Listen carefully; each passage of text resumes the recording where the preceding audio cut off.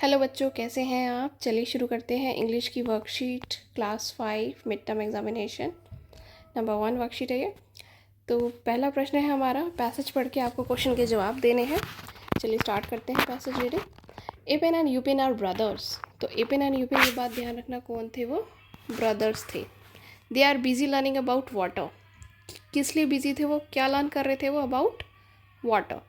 They are doing many experiments to know more about waters. उन्होंने बहुत सारे क्या करे बच्चों, वाटर के बारे में पता लगाने के लिए एक्सपेरिमेंट्स करे। एक्सपेरिमेंट्स होता है कि करके देखना कि क्या ऐसा हो रहा है, तो ऐसा क्यों हो रहा है, ठीक है। और they bought an ice cream candy while going back home. उन्होंने घर वापस जाते समय क्या खरीदी? एक आइसक्रीम कैंडी खरीदी। But it soon melted and became water. पर जल्दी ही वो क्या हो गई? मेल्ट हो गई, यानी पिघल गई। और क्या बन गई पिघल के? वाटर बन गई, पानी बन गई। They left their glasses of water on a bench. वो अपने ग्लासेस जो एक्सपेरिमेंट कर रहे थे ना, जिससे, वो भूल गए बेंच पर ही। And started thinking about what happened to their candy. और ये सोचने में पड़ गए उनके कैंडी का क्या हुआ। अभी तो वो कैसे थी कैंडी? आइसक्रीम कैंडी कैसी थी? सॉलिड फॉर्म में थी। अब थोड़े ही टाइम बाद वो कैसी हो गई? मेल्ट हो गई, पानी पानी हो गई, ठीक है। पानी पानी हो गई कैंडी। तो वो सोचने लगे कि कैंडी का। After some time they saw that there was no water in glass. कुछ समय बाद उन्होंने देखा कि अब पानी भी नहीं था वही ग्लास में। जो ग्लास वो छोड़ के गए थे पानी से भरा हुआ, एक्सपेरिमेंट कर रहे थे, उसमें तो पानी भी नहीं था। पानी का क्या हुआ?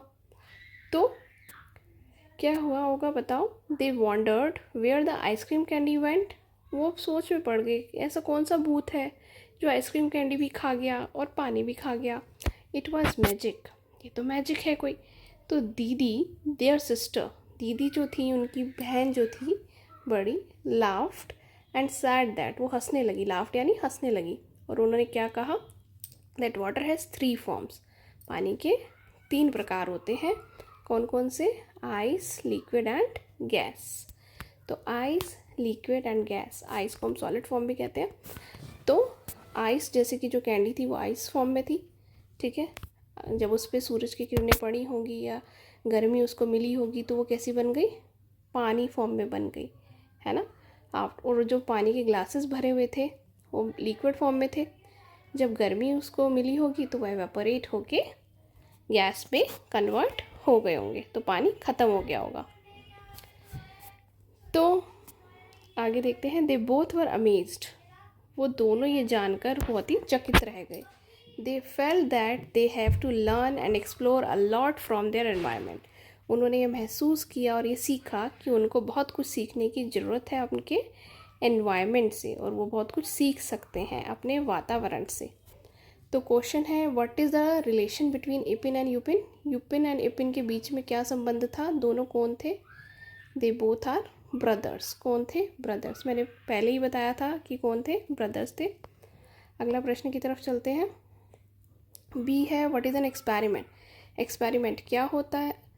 तो an icy candy, an ice candy, या अ ग्लास ऑफ वाटर, या a way to know more about things. एक ऐसा तरीका जिससे चीज़ों के बारे में हम और जान सकते हैं, या a way to eat food.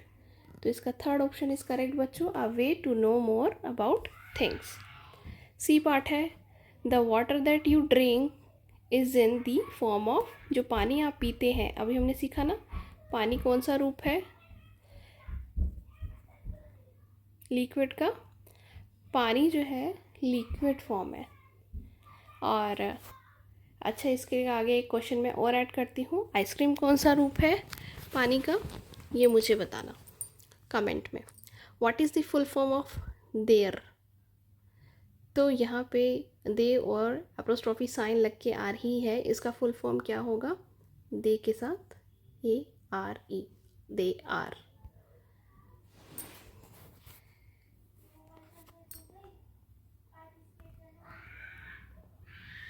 ये आंसर्स हैं बच्चों, आप अपनी नोटबुक में नोट करके लिख सकते हैं, फिर आप आराम से अपने वर्कशीट कर सकते हैं।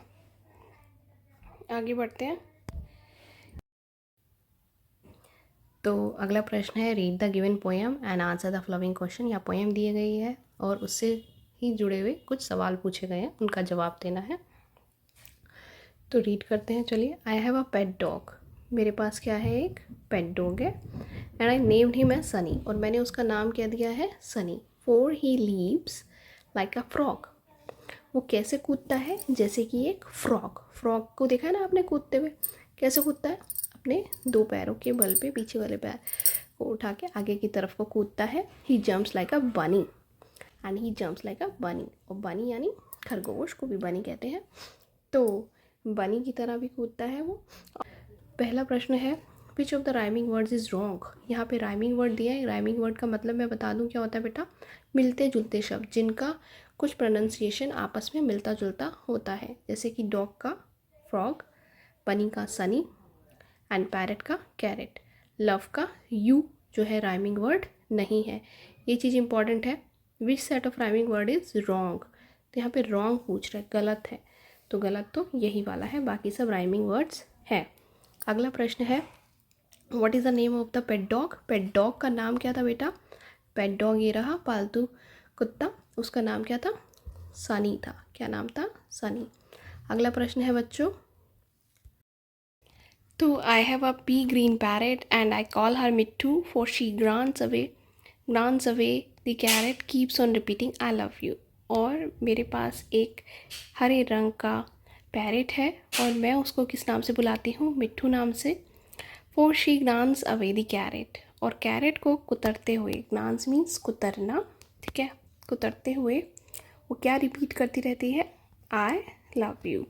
तो प्रश्न है इससे जुड़ा हुआ, द पैरेट मिट्टू ग्रांस यानी ईट, पैरेट मिट्टू जो है वो खाते हुए क्या बोलता है, किसको खाते हुए बोलता है, आई लव यू, कैरेट को।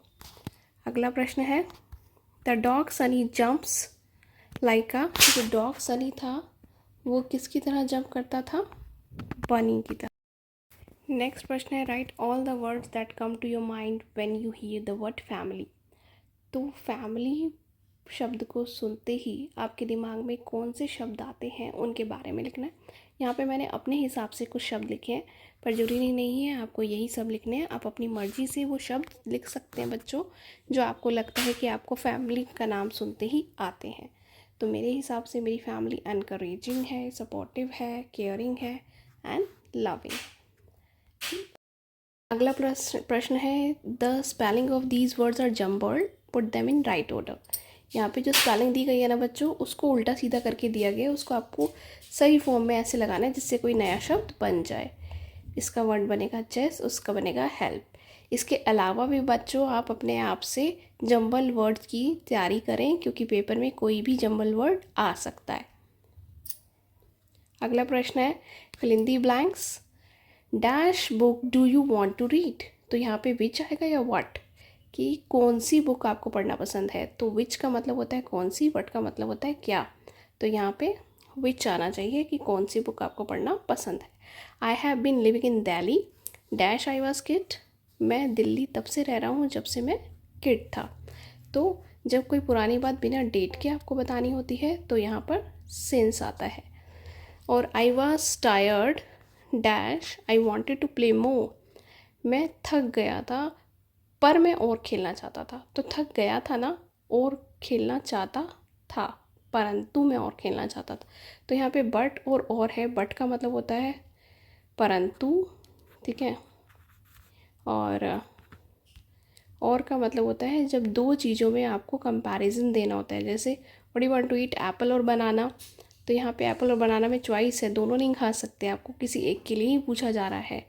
तो यहाँ पे ये नहीं कह रहा वो कि मैं थक गया था और खेलना चाह रहा था या थक गया था, ऐसा कुछ नहीं बोल रहा। वो ये बोल रहा है कि मैं थक गया था परंतु मैं और खेलना चाह रहा था। तो यहाँ पे क्या आएगा बच्चों, यहाँ पे बट आएगा, ठीक है। सभी का पहला ही ऑप्शन करेक्ट है। We should eat dash food, हमें कैसा खाना खाना चाहिए, हमें क्लीन खाना खाना चाहिए, डर्टी। क्लीन मतलब साफ, डर्टी मतलब गंदा, तो ऑब्वियसली हमें क्लीन खाना खाना चाहिए। नेक्स्ट है बच्चों 6th question, what is your name. इसका आंसर आप अपने आप दीजिए बेटा कि माई नेम इज़, क्या नाम है, आप अपना नाम लिखेंगे यहाँ पे, ठीक है। जैसे मेरा नाम भारती है तो मैं लिखूँगी my name is Bharati, okay. Next which is your favourite food, आपका फेवरेट फूड कौन सा है, यानी खाना कौन सा है फेवरेट। तो माई फेवरेट फूड इज़, मेरा फेवरेट फूड जो है बच्चों कड़ी चावल है। ठीक है, तो मैं यहाँ पे कड़ी राइस लिख सकती हूँ, पर लेकिन आपको अपना ही ऑप्शन जो है चूज़ करना है कि आपका क्या फेवरेट फूड है। तो write T for true and F for false. तो यहाँ पे टी करना है आपको ट्रू यानी जो सही स्टेटमेंट है उनके लिए, फॉल्स करना है जो गलत स्टेटमेंट। द गीस लिव्ड ऑन द ग्राउंड, जो गीस थी वो ग्राउंड में रहती थी। तो क्या ये सही है कि वो ग्राउंड में रहती थी? नहीं, वो तो टॉल ट्री में रहती थी, डीप इनटू फॉरेस्ट। तो ये फॉल्स स्टेटमेंट है बच्चों, और ये फॉल्स स्टेटमेंट है। और waste things are not useful, जो वेस्ट थिंग्स होती हैं वो नॉट, एक बात ध्यान रखना बेटा, ट्रू फॉल्स में सबसे कंफ्यूजिंग चीज़ होती है नॉट, उससे आप कंफ्यूज हो जाते हो। अगर वो गलत होता है ना तो आप कह देते हो हाँ जी तो सही है। तो waste things are not useful, waste thing क्या सही नहीं होती, यूज़फुल नहीं होती, काम की नहीं होती किसी, नहीं, ये स्टेटमेंट गलत बता रहा है हमें। वेस्ट थिंग तो काम की हो सकती हैं, उन्हें हम किसी भी तरीके से काम की बना सकते हैं। जैसे कि वेस्ट वाटर बॉटल जो पानी की बच जाती हैं उनको हम उनके अंदर प्लांट लगा सकते हैं, है ना, पेन स्टैंड बना सकते हैं, बहुत कुछ एक्टिविटी हम कर सकते हैं और हम करते भी हैं, है ना। We should work as a team, हम सबको मिलकर टीम की तरह काम करना चाहिए। येस ऑफ कोर्स, ये सही स्टेटमेंट है कि हमें सबको एक टीम की तरह काम करना चाहिए। चौथा है Robinson Crusoe lived in hotel, Robinson Crusoe hotel में रहते थे, नहीं, रॉबिन्सन क्रूज़ो तो केव में रहते थे। तो ये फॉल्स स्टेटमेंट है। तो इसमें सिर्फ थर्ड वाला ट्रू है, बाकी सब फॉल्स हैं। अगला चलते हैं, what are the things that make you happy, क्या चीज़ें आपको हैप्पी बनाती हैं। ये भी आप अपने आप से लिख सकते हैं बच्चों, पर मैंने आपके हिसाब से कुछ आंसर सोच के लिखा है। Like playing with friends and watching TV makes me happy, दोस्तों के साथ खेलना और टीवी वॉच करना यानी देखना मुझे हैप्पी बनाता है। तो यहाँ पे एक लेटर दिया गया बच्चों, लेटर का फॉर्मेट सारा का सारा लिखा हुआ है, आपको लेटर लिखना नहीं है, सिर्फ कुछ ब्लैंक को आपको फिल करना है। लेकिन लेटर का फॉर्मेट अच्छे से देख लीजिए, हो सकता है पेपर में यहाँ पर ब्लैंक या किसी भी अलग जगह पे ब्लैंक आ सकता है, तो आप थोड़ा सा अच्छे से इसको रीड कर लीजिएगा बच्चों।